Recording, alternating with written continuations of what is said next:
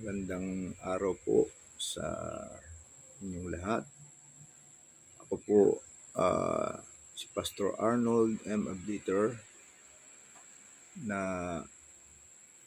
nagnanais na ibahagi po sa inyo ang Biblia o ang salita ng Diyos.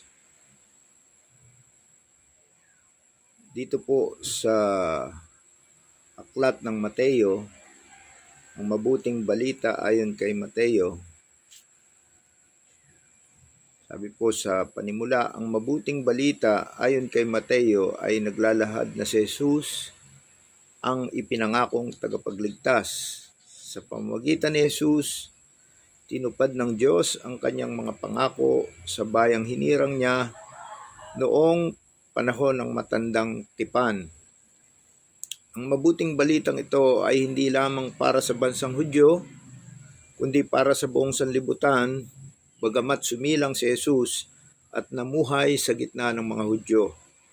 Maingat na inihanay ang mga pangyayari sa aklat ni Mateo, ang pagsilang ni Jesus, ang pagbautismo at pagtukso sa kanya, ang kanyang pangangaral, pagtuturo at pagpapagaling sa Galilea.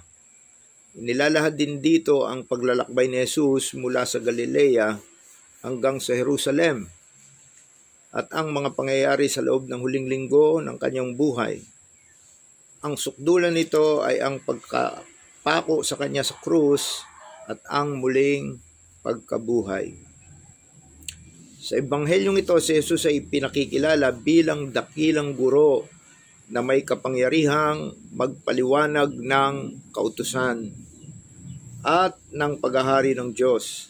Karamihan sa mga turo ni Jesus ay tinipon ayon sa paksa at may 5 kalipunan. Una, ang sermon sa bundok na tumatalakay sa mga katangian, tungkulin, karapatan at kahihinatnan ng mga mamamayan ng kaharian ng langit.